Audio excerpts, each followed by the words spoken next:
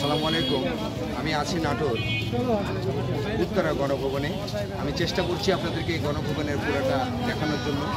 আপনারা দেখতে পাচ্ছেন যে গণভবনের মূল ফটক, এই মূল ফটক দিয়ে দর্শনার্থীরা ভিতরে প্রবেশ করেন এবং বের হন। আমি এই পুরো ভিডিও জুড়ে আপনাদের সঙ্গে থাকবো। মিরাজউদ্দিন G24 নিউজ নাটোর, আপনারা আমার সঙ্গেই থাকবেন। পুরো ভিডিও জুড়ে দেখানোর চেষ্টা করছি। এখানে অনেক দর্শনার্থী এবং দূর দূরান্তের অনেক গাড়ি এখানে এসেছেন, যেনারা শিক্ষার উদ্দেশ্যে এসছেন, কেউ বেড়ানোর উদ্দেশ্যে এসছেন, কেউ ইতিহাসের সাক্ষী স্বরূপ এই উত্তরা গণভবন দেখার জন্য এসেছেন। আমি ভিতরে আপনাদেরকে এই গণভবনের পুরা দৃশ্য দেখানোর চেষ্টা করব। এখানে কিছু কিছু নিয়মকানুন আছে, কিছু জায়গা আছে যেখানে ক্যামেরা প্রবেশ নিষেধ, সেই জন্যই হয়তো সেই জায়গাগুলি আপনাদেরকে দেখাতে পারবো না। এছাড়াও আপনারা দেখুন এখানে কত দর্শক বিভিন্ন জায়গা থেকে এসছেন, বাংলাদেশের প্রত্যন্ত অঞ্চল থেকে এসছেন, অনেক শিক্ষা কেন্দ্র থেকে এসেছেন, কেউ পিকনিকে এসেছেন এবং তিনাদের একটাই উদ্দেশ্য, তিনারা এই গণভবন দর্শন। এবং গণভবনকে কেন্দ্র করে এই জায়গায় একটি মার্কেটের সৃষ্টি হয়েছে, যেখানে অনেক দোকান পসরা সাজিয়ে বসেছে এবং দূর দূরান্তের অনেক মানুষ এখানে প্রতিদিন সারাদিনই এইভাবে মানুষ আসেন এবং যান।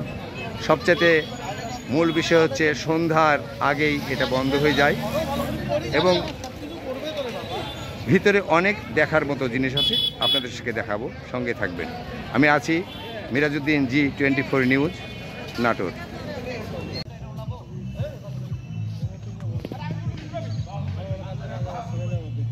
উত্তরা গণভবন, যেখানে প্রথমে কামান রাখা আছে।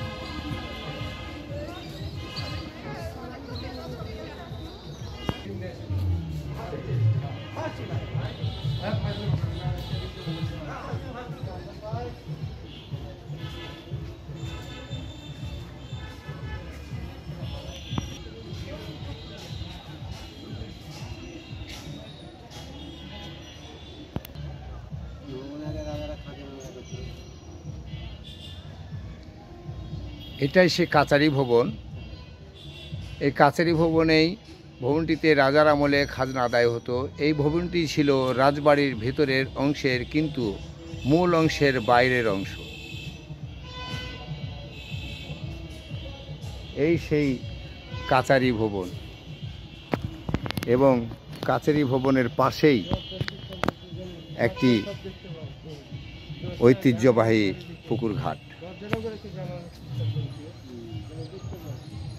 এই পুকুর ঘাট হতেই দেখা যাবে সেই গণভবন।